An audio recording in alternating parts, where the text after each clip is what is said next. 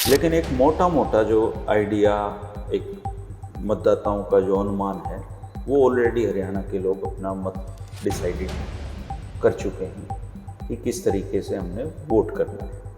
लेकिन ये चुनाव मेरी सीखने की दृष्टि से भी, शायद आपकी सीखने की दृष्टि से भी थोड़ा अलग तरह का चुनाव, क्योंकि हुड्डा साहब की तो मरोड़ निकाल रखी लोगों ने। अब तो वो हाथ जोड़ रहे हैं और गोडे डाल रखे हैं जी अपने। ना शैलजा जी मरोड़ कर सकती, ना रणदीप जी मरोड़ कर सकते। हरियाणा कांग्रेस में तो मरोड़ के लायक कोई छोड़ा ही नहीं। हमें डेवलपमेंट तो हमें बहुत ज़्यादा जरूरत भी नहीं है जी।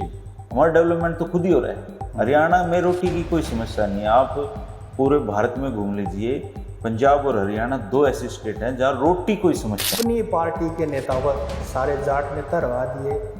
एक पंजाबी समुदाय से बड़ा नेता था खट्टर साहब के बाद, अनिल भी उससे पंगा ले रखा है। तो आपको ये नहीं लगता कि अब इनका समय है खट्टर साहब को वही मेडिसिन टेस्ट करवाने को जिन्होंने उनको करवाई?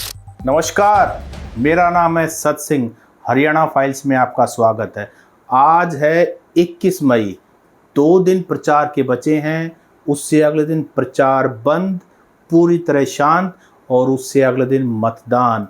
हरियाणा की 10 लोकसभा सीटों पर मतदान। जिस तरीके से हम जगह जगह जाकर आपको वहाँ का मुआयना करवा रहे हैं, वहाँ लोगों का मूड क्या है, उसी तरीके से आज मेरे साथ हैं धर्मेंद्र कवारी जी। कवारी साहब को आप यूट्यूब पर देखते हैं, पॉलिटिक्स, गुरुकुल ऑफ पॉलिटिक्स को आप फॉलो भी करते हैं। तो आज इनसे जानेंगे कि हरियाणा का जो मतदाता है वो किसकी पिप्पी भरने वाला है और किसकी मरोड़ निकालने वाला है। धर्मेंद्र जी, आपकी कुटिया में आपका स्वागत है। धन्यवाद धन्यवाद। तो सर, 25 तारीख वो जो ना पेपर से पहले गुरुड़ गुरुड़ हो जाए, शायद सभी नेताओं को पेट में गुरुड़ गुरुड़ तो शुरू होगी। बिल्कुल। कोई कितना स्ट्रांग हो, जब तक एक बार मतदान ना हो जाए और जब तक परिणाम ना आ जाए, मुझे लगता है कि थोड़ा सा सिचुएशन को भाप पाना बड़ा मुश्किल होता है। तो आपका क्या आकलन है कि हरियाणा में क्या बनेगा? अभी ये जो 2 दिन प्रचार के और 1 दिन जो बूथ मैनेजमेंट का बच गया सर, असल में इस पूरे चुनाव का सबसे क्रूशियल फेज में ये पहुंच गए हैं। 1 महीने की पूरी मेहनत और अब इन 3 दिनों की मेहनत बराबर है, अगर कोई इसको सीरियसनेस को इसको समझे तो। लेकिन एक मोटा मोटा जो आइडिया, एक मतदाताओं का जो अनुमान है, वो ऑलरेडी हरियाणा के लोग अपना मत डिसाइडेड कर चुके हैं कि किस तरीके से हमने वोट करना है। लेकिन ये चुनाव मेरी सीखने की दृष्टि से भी, शायद आपकी सीखने की दृष्टि से भी थोड़ा अलग तरह का चुनाव है जी। क्योंकि मैंने ऐसा पहला चुनाव ये देखा है जिसमें पार्टियां महत्व नहीं रखती हैं। ये चुनाव एक्चुअली में पब्लिक इसको अपना चुनाव मान के लड़ रही है। और आपने देखा होगा कि पहली बार एक अपोजिशन पार्टी को लोग ये बता रहे थे कि कैंडिडेट आप हमारे कहे के अनुसार उतारो। और वो पार्टी इतना दबाव में थी लोगों के कि जहाँ कांग्रेस में तो ऐसे ही चलता है ना कि आपसे जान पहचान हुई तो मैं आपको टिकट दिला दिया, इससे जान पहचान। तो लेकिन पहली बार कांग्रेस ने जनता के दबाव में ठीक ठाक कैंडिडेट उतारे जी। और उसका नतीजा क्या हुआ कि जिस कांग्रेस को 10 में से 1 भी सीट 2019 में नहीं मिली थी, कैंडिडेट का चयन करते ही वो 8 से 9 सीटों पे सीधे सीधे फाइट में आ गई जी। ये बड़ा अजीब तरीके का चुनाव था और बहुत टफ मुकाबले लगभग हर लोकसभा सीट पे हैं। अगर आप किसी को कहोगे कि वो थोड़ा एज पे है, वो अलग बात है। लेकिन 10 की 10 लोकसभा सीटों में जो चुनाव देखने को मिल रहे हैं, 4 तारीख को जब नतीजे आएंगे, आप और मैं बैठ के देखेंगे कि हरियाणा की जनता कमाल करने वाली है इस बार। हरियाणा की जनता तो कमाल करती है। और जैसे पिछली बार कोई अपने आप को कितना ही बड़ा नेता कहे, उसकी मरोड़ निकाल देती है। जैसे पिछली बार सोनीपत से जो परिणाम आया, रोहतक से जो परिणाम आया, वो मुझे लगता है कि कभी सोचा नहीं था कि ऐसा भी हो सकता है। तो उसी तरीके से क्या 2024 में भी कुछ ऐसे ही मरोड़ियों की मरोड़ निकलेगी? इस बार मरोड़ निकलने का जो समय है वो मनोहर लाल जी का है जी। ये क्योंकि हुड्डा साहब की तो मरोड़ निकाल रखी लोगों ने। अब तो वो हाथ जोड़ रहे हैं और गोडे डाल रखे हैं उन्होंने अपने। ना शैलजा जी मरोड़ कर सकती, ना रणदीप जी मरोड़ कर सकते। हरियाणा कांग्रेस में तो मरोड़ के लायक कोई छोड़ा ही नहीं, सारे तो पस्त पड़े हैं। एक ही मास लीडर था, वो हरा दिया, उसका बेटा भी हरा दिया। उसका बेटा भी हरा दिया। अब मरोड़ और जिसको कहते हैं ना सरिया काटना है, वो सरिया तो या तो नायब जी की गर्दन में मिले या वो सरिया मनोहर लाल जी की गर्दन में मिले, लेकिन निकलेगा जरूर। और ये तय मानना सर कि हरियाणा का जिस तरह का हमारा समाज है, आप किसी भी कम्युनिटी की बात कर ले, हम यहाँ पे जो घर का मुखिया है उसको हमारी ये इच्छा रहती है कि वो मजबूत आदमी होना चाहिए। हाँ, आपने कहीं देखा है प्रोक्सी सरकार चलती हुई? हरियाणा में चल रही है प्रोक्सी सरकार। और ये जो प्रोक्सी सरकार है इसका सीधा सीधा नुकसान हमारे प्रदेश को होता है। हमने भाई नायब सैनी लोगों के लिए होंगे कास्टिक, मतलब मनोहर लाल जी के चेले।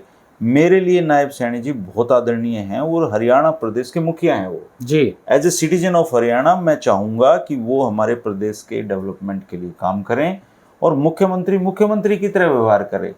पहली बार प्रदेश में ऐसा हो रहा है, बोर्ड लग रहा है उसमें पूर्व मुख्यमंत्री का नाम ऊपर है, मुख्यमंत्री का नाम नीचे है। भाई कोई सर्कस थोड़ी है यार, तुम लोगों की ये प्राइवेट लिमिटेड फर्म नहीं है जहाँ मर्जी से नाम लिखवा दो। लेकिन रोहतक वाले तो इस सर्कस से बड़ा वाकिफ है। 2019 में रोहतक से बीजेपी का कैंडिडेट मनीष ग्रोवर चुनाव हार जाता है। 5 साल रोहतक का सीएम बनकर अफसरों पर राज करता है और खट्टर साहब के आशीर्वाद से पूरा यहाँ तामझाम मनीष ग्रोवर का ही। डीसीपी अगर आया है तो उसके घर हाजिरी लगा के आया। और देखो वक्त का इंसाफ देखिए आप कि अब मनोहर लाल जी भी एक्स हो चुके हैं और खट्टर साहब वो तो ग्रोवर जी भी एक्स हैं हैं। और खास बात यह है कि बीजेपी के कैंडिडेट को हराने में अगर रोहतक से किसी की भूमिका होगी तो उनका नाम मनीष ग्रोवर जी होगा। अभी देखिए अरविंद शर्मा जी के सामने सबसे बड़ी दिक्कत क्या है? 2019 का चुनाव पूरी तरीके से कास्टिक चुनाव था हरियाणा का, खासकर रोहतक का। इसके अलावा पुलवामा था, इस बार ना कोई पुलवामा है। आज रोहतक में नड्डा जी का रोड शो निकला है, आप उनके विचारों के चेहरों को देखिए। अब नड्डा जी की हैसियत क्या है पार्टी में? भले ही वो राष्ट्रीय अध्यक्ष हैं, वो कोई पद दे सकते हैं? नहीं, वो कोई पद भी नहीं दे सकते, मुझे लगता नहीं है। वो तो अपनी मर्जी से कुर्सी पे बैठ भी नहीं सकते, पद तो छोड़िए। उनकी तो वो उस बेचारों की जिंदगी में जितनी उन्होंने इज्जत कमाई थी वो अमित शाह जी उसकी करते रहते हैं, उसकी बराबरी शराबरी। उनके जीवन में भारतीय इतिहास में उनकी एक ही नाम है कि वो भाजपा के एक राष्ट्रीय अध्यक्ष बने थे, ऐसे राष्ट्रीय अध्यक्ष जिनके पास कोई काम नहीं था। अब आप देखिए चुनाव आयोग, नफरती भाषण दिया मोदी जी ने और नोटिस मिला नड्डा जी को जी। इस तरह का चुनाव है, इन परिस्थितियों का ये चुनाव। एक तरफ भारी मजबूत पार्टी बीजेपी है, दूसरी तरफ ये सारे पस्त पड़े इंडिया गठबंधन के लोग हैं। खट्टर साहब की जहाँ तक बात है, बहुत सारे कांटे जो हैं खट्टर साहब ने पिछले 10 साल में निकाले हैं। अपनी पार्टी के नेताओं का सारे जाट नेता हरवा दिए। एक पंजाबी समुदाय से बड़ा नेता था खट्टर साहब के बाद अनिल विज, उससे पंगा ले रखा है। तो आपको ये नहीं लगता कि अब इनका समय है खट्टर साहब को वही मेडिसिन टेस्ट करवाने को जिन्होंने उनको करवाई? देखो ये जहाँ बात कही जाती है ना कि खट्टर साहब ने ये सारे जाट नेता हरवा दिए, मुझे नहीं लगता खट्टर साहब में इतना बड़ा कद उनका था या इतने बड़े वो धुरंधर राजनेता हैं कि वो किसी को हरा दें, जितवा दें। जाट नेता हारे हैं तो अपने कर्मों की वजह से हारे हैं। जाट नेताओं ने, जो बीजेपी के जाट नेता हैं, उनको उनके साथ विचारों के साथ और दुविधा है। उनको उनका समाज ही अपना नेता नहीं मानता। अगर आप किसी कम्युनिटी के नेता की तरह खुद को स्थापित कर रहे हैं तो आपको कम्युनिटी की बात करनी पड़ेगी, कम्युनिटी के लोगों को से संवाद करना पड़ेगा। अब धनखड़ साहब थे, धनखड़ साहब 6 साल यूँ चलते थे, यूँ जैसे कुछ हो रहा उनकी गर्दन में। भाई जब आप लोगों से आंख मिला के ही बात नहीं करोगे सत्ता में बैठे हुए तो आपका क्या असर होगा? अब देखो धनखड़ जी, आज देखा रोड शो में ऐसे हो रहे थे। धनखड़ साहब ऐसे ही बात करते थे। हाँ, अब ऐसे हो रहे हैं, हो रहे ना। तो भाई आप जब हार के सीधे करने हो तो जनता तो कर देगी सीधा। तो ये मंत्री जितने भी हारे हैं, इनके हारने की कमियां ये खुद हैं, खट्टर साहब नहीं है। लेकिन खट्टर साहब को उसका इल्जाम नहीं लगेगा, लेकिन सूत बैठ की खट्टर साहब। लेकिन खट्टर साहब जिस पार्टी का खाया उन्होंने, जिस पार्टी ने उनको सड़क से उठा के मुख्यमंत्री बना दिया, उस पार्टी का सर्वाधिक नुकसान हरियाणा में मनोहर लाल खट्टर ने किया है। पार्टी को पहली बार सत्ता मिली, सत्ता मिलने के बाद उनके पास अवसर था, वो इस हरियाणा को चमका सकते थे, सबको अपना बना सकते थे। इस समाज के भाईचारे को बहुत बढ़ा सकते थे वो। हमें डेवलपमेंट तो हमें बहुत ज़्यादा जरूरत भी नहीं है जी, हमारा डेवलपमेंट तो खुद ही हो रहा है। हरियाणा में रोटी की कोई समस्या नहीं है, आप पूरे भारत में घूम लीजिए, पंजाब और हरियाणा 2 ऐसे स्टेट हैं जहाँ रोटी कोई समस्या नहीं है। कोई घर ऐसा नहीं मिला है जिसे 3-4 बोरी गेहूँ एडवांस में ना पड़ी जी। यहाँ रोटी समस्या नहीं है, यहाँ समस्या है विजन होना। आपको हरियाणा प्रदेश को संभालने के लिए आपके पास एक विजन होना चाहिए। अफसोसजनक बात ये थी कि खट्टर साहब के पास ये विजन नहीं था। वो ड्राइंग रूम के नेता जरूर अच्छे बन गए और ड्राइंग रूम में बैठ के उन्होंने भारतीय जनता पार्टी के अच्छे अच्छे संभावित चेहरों को निपटाने का काम किया, हरियाणा में भाजपा की संभावनाओं को नष्ट करने का काम किया। और जब उनको लास्ट में जब कहा कि भाई तू छोड़ दे यार, इस कुर्सी को छोड़ दे, मोदी जी ने जब उनको कहा होगा तो उन्होंने नायब सैनी जी को बिठा दिया। नायब सैनी जी बहुत अच्छे मुख्यमंत्री हो सकते हैं, क्या पता हो, लेकिन काम नहीं करने दे रहे। मतलब यार आपने ये कुर्सी छोड़ दी, अब आपने मुझसे ये कुर्सी छीन ली, तो मैं फिर इसका क्यों इसकी टांगे पकड़े हुआ हूँ? भाई मौत छोड़ दो यार, आपकी उम्र होगी, आप बुजुर्ग हो गए हो, भगवान राम का नाम लेना चाहिए आपको। एक अफवाह भी उस समय चली थी कि जिस समय नायब सैनी को मुख्यमंत्री बनाया गया, खट्टर साहब को हटाया गया, तो जो मेन मुख्यमंत्री कोठी थी वहाँ विराजमान खट्टर साहब ही रहे, सैनी साहब को तो एक कमरा दे रखा था बाहर। ये अफवाह थी, मुझे नहीं पता सच है या झूठ है। अब वो ये जनता है ना, आईना है, आप और मैं भी गलत करेंगे ना, दिख जाएगा। सच बात ये है। और आप चंडीगढ़ में जाके आप लोगों से, आप मुझे एक भी इस पे गूगल पे फोटो निकलवाइए सीएम हाउस का जिसमें फोटो लगा हुआ और राज्यपाल का, हरियाणा के मुख्यमंत्री नायब सैनी जी का, है ही नहीं कोई फोटो, ऐसा फोटो ही नहीं आया कोई आज तक। और ऐसा चर्चाएं आप चंडीगढ़ जाके क्रॉस चेक करेंगे आपको पता लग जाएगा, बहुत चर्चाएं हैं वहाँ कि 11 बजे के बाद तो सीएम साहब अपना सीएम हाउस ही छोड़ देते हैं ताकि सुपर सीएम साहब उसमें रह सकें। आप 10 साल हरियाणा प्रदेश के मुख्यमंत्री रहने के बाद आपको बाबाओं के पैर पकड़ने पड़ते हैं, जी जिता दो मुझे। चलो खैर, हम ये बताते करनाल से क्या रहेगा। अब खट्टर साहब की इतनी बात करें तो करनाल लोकसभा का भी देखो जी, करनाल सीट ऐसी है, मुझे लगता है कि मनोहर लाल जी नहीं आ रहे वहाँ से। संकट है ना, संकट नहीं है, जीत जाएंगे जी। क्योंकि करनाल, अगर वो रोहतक से चुनाव लड़ रहे होते तो उनकी जमानत जब्त करवा देते लोग। हाँ, रोहतक से धरती का फर्क है। करनाल की धरती, रोहतक की धरती, हमारे बागड़ हिसार की धरती, ये अलग अलग धरती है। करनाल वो धरती है जो सबसे शांत रहती है, मीठा पानी है, मीठे लोग हैं। लेकिन एक समय ऐसा था जब खट्टर साहब का हेलीकॉप्टर करनाल में नहीं उतरने दिया था। रूरल सेगमेंट में आज भी बहुत ज्यादा बेचैनी है, बहुत ज्यादा विरोध है। परिस्थितियां उनका समर्थन कर रही है सर। आप एक चीज को देखिए कि 10 में से 9 लोकसभा ऐसी हैं जहां इंडिया गठबंधन का और भारतीय जनता पार्टी के प्रत्याशियों के सीधे मुकाबले हैं।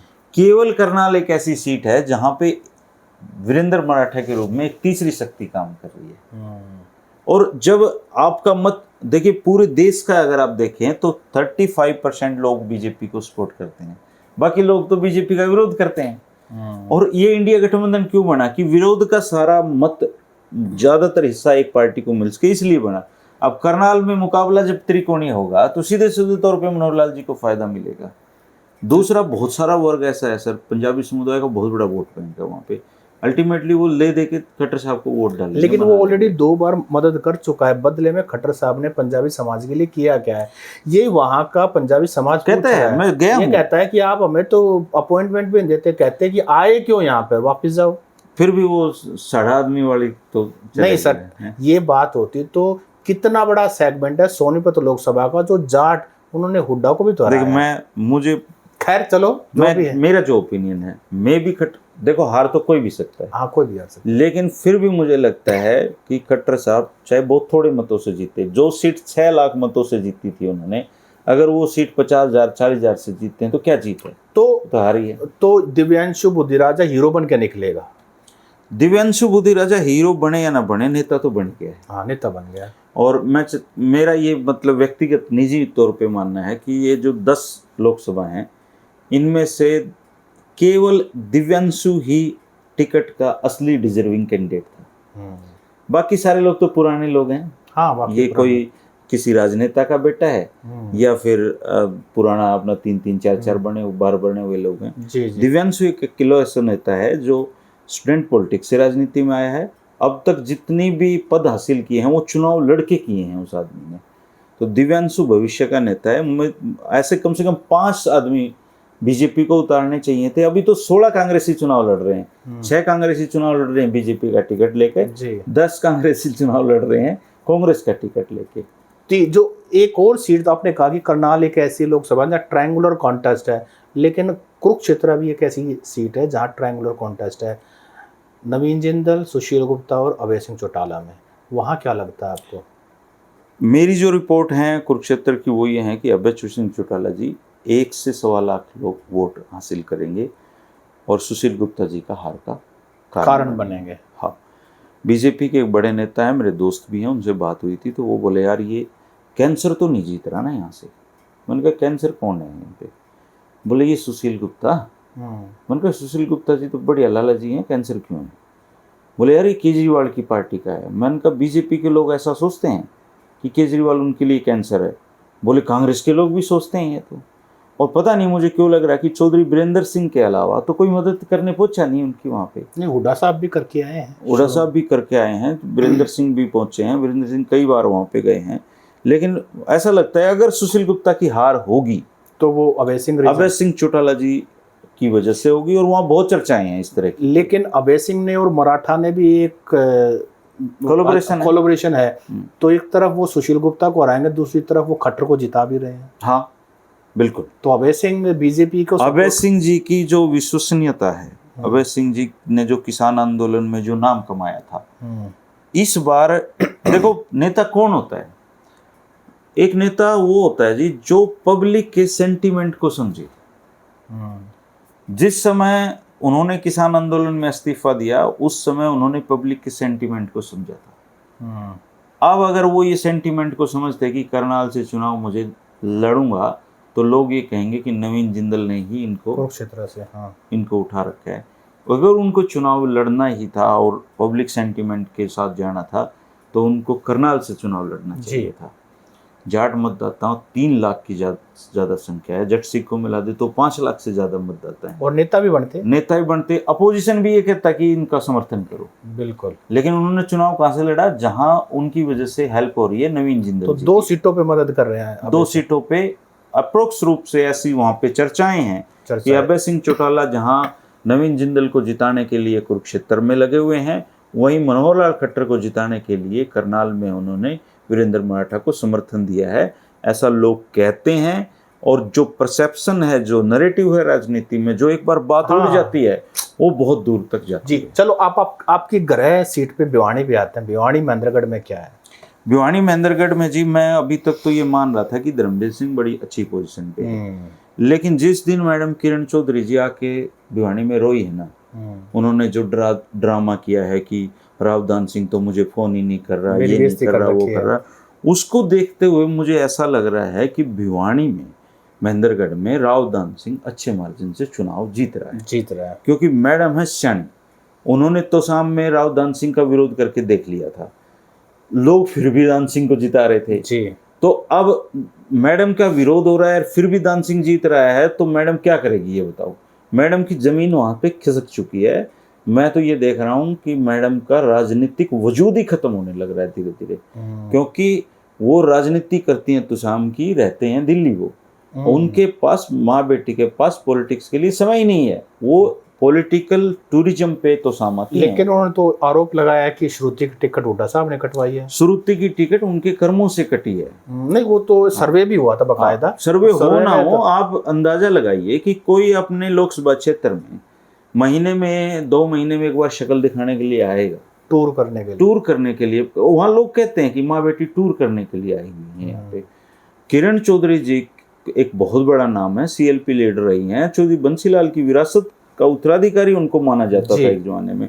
हर बार भिवानी विधानसभा की सीट खराब करवा देती हैं कांग्रेस की, किसी ऐसे आदमी को दिला देती हैं जिनकी जमानत जब्त हो जाती है। तो ये धीरे धीरे, आप उनके पास था कौन? उनके स्ट्रॉन्ग आदमी JP चौधरी सुरेंद्र सिंह का सबसे वफादार दलाल JP दलाल आज उनके खिलाफ चला गया। भिवानी में एक भी सीट ऐसी तो शाम के अलावा नहीं है जहाँ मैडम इतना दम रखती हो 5-7 हजार वोट किसी को दिलवा दें। खत्म हो गया है, वजूद ही खत्म हो रहा है। कल शाम को तो शाम उन्होंने सब्जी मंडी से सब्जी ली है। क्या करेंगे, सब्जी तो शाम को बनाते हैं, मैडम क्या बनाएंगे नहीं जी है? तो उसके बाद आपके कर्म क्षेत्र रोहतक भी आते हैं। रोहतक में क्या है? बड़ी नजरें हैं यहाँ पर, और अमित शाह कल झज्जर आए थे, उन्होंने पता है क्या कहा? उन्होंने कहा आप हमें रोहतक लोकसभा जिता दो, 400 पार का हमारा जो टारगेट है वो पूरा हो जाएगा। इतनी इंपॉर्टेंट है क्या रोहतक लोकसभा? रोहतक लोकसभा बहुत इंपॉर्टेंट है, लेकिन हाँ, अमित शाह जी की बातों को बहुत सीरियस नहीं ले रहे हैं कि लोग। इवन अब तो मुझे लग रहा है कि मोदी जी भी आके घर घर घूम जाएं, तब भी मुझे इसमें कोई शक नहीं लगता कि दीपेंद्र हुड्डा जीत रहे हैं चुनाव। मार्जिन कितना रहेगा? मार्जिन पे रोहतक ये जो गुट है ना एसआर के और रोहतक में भूपेंद्र हुड्डा का जो गुट है, अब इसकी बेचारों की परेशानी का कारण ही ये है कि कहीं सैलजा हमारे से ज्यादा वोटों से ना जीत जाए। तो मार्जिन पे ज्यादा वो चिंता नहीं है। कंफर्टेबल होगा, कंफर्टेबल, बहुत अच्छा मार्जिन जी। मुझे लगता है कि इस 1 लाख से 1.5 लाख के अंतर पे ये हार जीत होगी और दीपेंद्र हुड्डा कंफर्टेबली इस बार चुनाव जीतेंगे। तो सोनीपत लोकसभा में सतपाल ब्रह्मचारी की नैया पार होगी या हरिद्वार पार होंगे दोबारा से? सतपाल ब्रह्मचारी जी चुनाव जीत चुके हैं। हाँ, सतपाल ब्रह्मचारी जी पास्ट टेंस लगा दिया ये। बिल्कुल, सतपाल ब्रह्मचारी जी किस्मत के बड़े धनी आदमी हैं। हरिद्वार से आए, रोहतक और टिकट मिली और चुनाव जीत रहे हैं। वहाँ पे मोहनलाल बडोली जी चुनाव लूज करेंगे, मुझे इसमें कोई शक नहीं आता है। अगर सतपाल ब्रह्मचारी जी का चुनाव लूज होता है तो मुझे भी सोचना पड़ेगा कि मेरे आंकलन में कहाँ कमी थी। मार्जिन कंफर्टेबल रहेगा? नहीं, मार्जिन रहेगा 50,000 60। तो फिर भी 50,000 बहुत मार्जिन होता है। वही है, जो जींद के जो 3 हल्के हैं उनको जितना मार्जिन देंगे। ना जींद शहर तो शायद इस बार वो जींद शहर से भी शायद जीत जाए। अच्छा, तो सतपाल ब्रह्मचारी ने जो पुण्य किया 2003 में हुड्डा साहब की जान बचाने का, कह रहे हैं कि जब वो पीली नदी में डूब रहे थे तो सतपाल ब्रह्मचारी जी उनके साथ थे। और भूपेंद्र सिंह हुड्डा इस बात का एहसान मानते हैं कि सतपाल ब्रह्मचारी तो वो एहसान उतर जाएगा। एनसीआर की सीटें बताइए, फरीदाबाद और गुड़गांव। फरीदाबाद और गुड़गांव की अलग अलग रिपोर्ट आ रही हैं सर। ऐसी रिपोर्ट आ रही है कि फरीदाबाद में कृष्णपाल गुर्जर जी चुनाव हार रहे हैं, क्योंकि गुर्जर नाराज है। गुर्जर नाराज नहीं है। इमेज आदमी की राजनीति में बहुत बड़ा रोल प्ले करती है। कृष्णपाल गुर्जर की इमेज आज फरीदाबाद में ये बन गई है कि ये सारे शहर को बेच के खा गया। एक समय में ये इमेज मनीष ग्रोवर जी की बनी। आरोप है इस तरह, आरोप हैं ऐसे, और उनके ऊपर आरोप है प्रॉपर्टी डीलिंग के। वहाँ कहते हैं कि डड़ा मारो आप कहीं भी, वो कृष्णपाल गुर्जर के प्लाट में जाके पड़ेगा। अच्छा, इस तरह की वो ब्रिज के लोग अपनी भाषा में, जब मैं गया तो इस तरह के आरोप डड़ो मारोगे वहीं पड़ेगो। तो वो कृष्णपाल गुर्जर जी का चुनाव संकट में है। और मैं डेस्टिनी में बड़ा विश्वास करता हूँ जी। किस्मत आदमी की बड़ा रोल प्ले करती है। मैं महेंद्र प्रताप जी से अक्सर मिलने जुलने वाला व्यक्ति हूँ, चूंकि वो वेटरन पॉलिटिशियन है, मेरे बुड्ढों से दोस्ती हो जाती है। तो वो बिल्कुल हमारी बात जो होती थी वो राजनीति पे कभी नहीं हुई, धर्म पे बातें होती थी, साधना पे बातें होती थी। तो वो तो राजनीति में कोई चुनाव लड़ने की उनकी मनसा ही नहीं थी, वो लड़ना ही नहीं चाहते थे। आप एक बात देखो कि हम पत्रकारिता कर रहे हैं, कल को मुझे उठा के कोई टिकट दे दे जी, तो वो टिकट तो फिर इसका मतलब डेस्टिनी दिलवा रही है टिकट। तो वो उनको जो टिकट मिली है वो डेस्टिनी ने उनके दिलवा। आदमी कैसे वैसे महेंद्र प्रताप? बिल्कुल साफ स्पष्ट सीधे आदमी हैं। मैंने उतना साफ गोई का व्यक्ति या तो जो विधायक होते थे बल्लभगढ़ से शर्मा जी वो, या फिर ये महेंद्र प्रताप जी, दोनों मतलब बहुत अच्छे साफ गोई वाला इंसान है महेंद्र प्रताप। तो गुजरों का सपोर्ट भी होगा महेंद्र जी को? महेंद्र जी का बुजुर्गों का सपोर्ट नहीं, गुजरों एक कहावत है कि अहीर की गुज्जर की गाय और अहीर की राय लौट के शाम को घर आ जाती है। लेकिन वहाँ दिक्कत ये है कि गाय के पास 2 घर हैं, एक महेंद्र प्रताप जी का घर है और दूसरा कृष्णपाल जी का घर है। अब गाय को ये तय करना है कि वो किसी घर में जाएगी। लेकिन गाय तो वहीं जाएगी ना जहाँ हरा घास मिलेगा। तो मुझे लगता है वहाँ का घास तो खत्म हो गया। देखो, कृष्णपाल गुर्जर जी में तमाम वो खामियां हैं जिसकी वजह से वो चुनाव हार जाना चाहिए उनको। उस बंदे ने 10 साल में वो किसी से सीधे मुंह बात नहीं करी। उसका मुंह ऐसा है जैसे अगर वो खुश भी होगा ना तो भी नहीं लगेगा कि जो उजड़ रहे हैं। मतलब वो ठीक से बात नहीं कर सकते किसी के साथ भी। जो पैसा ज्यादा कमाता एक पैसे की बू भी आनी शुरू हो जाती है, घमंड लाते हैं, घमंड आ जाता है। अगर पैसा विनम्रता लाता, ये तो सिर्फ अपने जो बनी है समाज है उसको ही हजम होते हैं। गुज्जर दो रहा दूध तो हजम हो जाए जी, जाट दो रहा जाट और गुज्जर दो रहा पैसा आ जाएगा तो वो तो छलकेगा जरूर। वो कृष्णपाल जी इसका उदाहरण है। ये पैसा हजम करना ही तो एक आर्ट है सत्सिंह जी। जी सबके पास थोड़ी आती है। हाँ। अब आपने देखो टिकट मिलने के बाद भी उन्होंने अपने जिला अध्यक्ष का वीडियो देखा होगा आपने। जी। उस आदमी ने 10 साल में वहां पे कहते हैं कि प्रॉपर्टी कमाने के अलावा कुछ नहीं किया। प्रॉपर्टी के आरोप तो कई और बीजेपी नेताओं की टिकट भी कट गई। वहां प्रॉपर्टी में यहाँ फर्क है। जैसे यहाँ पे रोहतक में आप प्रॉपर्टी दाम में फर्क है ना, दाम में फर्क है। गुड़गांव में बताइए। हाँ, गुड़गांव की सीट कहते हैं कि अल्टीमेटली जीत जाएंगे राव इंद्रजीत जी, लेकिन राज बब्बर जी ने मुकाबला बड़ा अच्छा खींच रखा है वहाँ पे। लेकिन बाहरी प्रत्याशी का थोड़ा टैग है उनके ऊपर। कोई टैग नहीं है जी, बिल्कुल बोलते हैं, आप उनको बोलते सुनना, जड़ी लगा देता है यार आदमी। और खास बात, पंजाबियों में जाते पंजाबी में बात करते हैं, सेलिब्रिटी तो है। हाँ। पुराने मंजे हुए। इवन प्रवासियों में जाते हैं भोजपुरी में बात करते हैं, तो एक्टर हैं। और राम मनोहर लोहिया जी के शिष्य रहे हैं। मैं कहता हूँ कि सबसे अच्छे मतदाता हैं। और भारी कैसे हैं, गुड़गांव में रहते हैं, गुड़गांव के वोटर हैं। आप जैसे गुड़गांव में तो सारा आधे से ज्यादा पॉपुलेशन तो बाहर है। इवन अगर सही मायने में देखें तो बाहरी राव इंद्रजीत है, आते ही नहीं कभी भी। वो राजा हैं, अपॉइंटमेंट लेके। हाँ, राजा साहब हैं, राजा कभी कभी आते हैं अपनी प्रजा को संभालने आती चुनाव में। हाँ जी जी जी। अच्छा, उसके बाद अम्बाला सीट वरुण मुलाना ने अच्छा मुकाबला क्रिएट कर रखा है, सब कुछ भी हो सकता है। और हिसार कर्म भूमि रही। हिसार में जी गांव में जयप्रकाश भारी है, शहर में रणजीत जी भारी है। मुकाबला है, कुछ भी हो सकता है। हाँ जी। रणजीत चौटाला जी आपके दोस्त भी हैं। राजनीति, पत्रकार को ये गलतफहमी कभी नहीं पालनी चाहिए कि उसका कोई राजनीतिक दोस्त है, क्योंकि आप पीछे इंट्रो करके आए थे, कंट्रोवर्सी हो गई थी। बस देखो, सम्मान तो हमेशा बना ही रहता है। आप अल्टीमेटली हैं तो हम ह्यूमन बीइंग ही जी। मान लो रणजीत जी मेरे से आज से 2005 में हमारी पहली मुलाकात हुई थी, लेकिन राजनीतिक व्यक्ति का एक ही दोस्त होता है, उसकी पॉलिटिकल महत्वाकांक्षा। अगर आप उसके खिलाफ लिख दोगे तो वो आपका दुश्मन हो जाएगा। जी जी। वही रणजीत जी हैं, मेरे एक इंटरव्यू की वजह से उनको शायद बहुत बड़ा लॉस हुआ है जी। तो वो, हालांकि उन्होंने बाद में रिकवर करने की भी कोशिश की।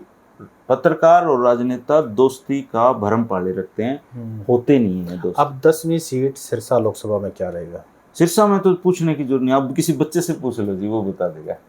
सिरसा का चुनाव परिणाम लिखा जा चुका है, लेकिन वहाँ योगी आदित्यनाथ, वहाँ आ जाओ जी, मोदी जी गली गली घूम के वोट मांग के देख लो, ये बैम भी निकल जाएगा। अच्छा, इस बात का जवाब दीजिए कि जो कांग्रेस की जीत का मार्जिन रहेगा, रोहतक में ज्यादा रहेगा या सिरसा में ज्यादा रहेगा? जो सवाल आपने शुरू में किया था, आपका आकलन क्या है? इसका जवाब 4 जून को मिलेगा जी। ये सस्पेंस रहने दो जी। लेकिन बड़ा रोचक मुकाबला, मतलब इस मार्जिन का तो जो खेल है ना, वो गजब भी होगा। अच्छा, मेरा आखिरी सवाल, हरियाणा में विधानसभा चुनाव भी है, तो आपको क्या लगता है उस विधानसभा चुनाव का इस लोकसभा चुनाव पे कोई असर है? देखो, मानसिक बढ़त मिलती है निश्चित तौर पे, लेकिन असर मुझे नहीं लगता कि विधानसभा और लोकसभा। नहीं, वोट करते वक्त क्या लोग सोचेंगे कि भाई जिनको मैं वोट कर रहा हूँ? मैं एक चीज को समझ पा रहा हूँ, आपने भी अगर आप चिंतन करेंगे तो आपके भी ध्यान में आ जाएगी। ये चुनाव है लोकसभा का, लेकिन अगर आप मुद्दों की बात करें तो मुद्दे हैं विधानसभा के। तो उससे एक मूड का हिसाब लग रहा है जनता का, कि जनता विधानसभा चुनाव का नेताओं से जवाब मांगने के लिए इंतजार नहीं करना चाहती। उनको नहीं, ये आ जाए एक बार ही। और वो जो विधानसभाई जो मुद्दे हैं, जो हरियाणा प्रदेश की सरकारों से जो सवाल हैं, उनमें और बड़ी तेजी आने वाली है इस चुनाव के बाद। सवाल भी पूछ रहे हैं लोग। अब तो आप और भी पूछेंगे, बहुत कुछ पूछेंगे। ये तो एक हेल्दी डेमोक्रेसी। अगर ये परिणाम 5-5 भी रहता है, हाँ, तब भी ये मान के चलो कि जो अगले 4 महीने हैं वो बस ये टाइम काटेंगे बेचारे। कटना बहुत मुश्किल है। वो पिछले 9.5 साल में जो इनका गुजारा तभी हो सकता है जब ये 8-9 सीट जीत जाएं बीजेपी, जो जिसकी कोई संभावना नहीं है। अगर इनका 5-5 भी सीट रही ना जी, तो ये अगले 5 महीने बस नरक का जीवन बिताएंगे। मुझे लगता है पहले चुनाव करवाना ना पड़ जाए कहीं में भी, हो सकता है, क्योंकि प्रदेश की जनता सड़कों पे आने वाली है, आ चुकी है। हाँ, आ चुकी है और हाथ में कुछ ना कुछ लिए हुए हैं। अब वो देखते हैं। तो ये था हमारा आकलन। धर्मेंद्र कवारी जी ने अपना आकलन बताया, जो ग्राउंड पे रिपोर्ट आज ये करते हैं उसमें इनका आकलन क्या है। तो अब सिर्फ 25 मई को मतदान होगा, 4 जून को क्या होगा वो आप सबके सामने होगा। देखते हैं हमारा आकलन कितना सही रहता है। धर्मेंद्र जी आपका बहुत बहुत धन्यवाद सर, नमस्कार।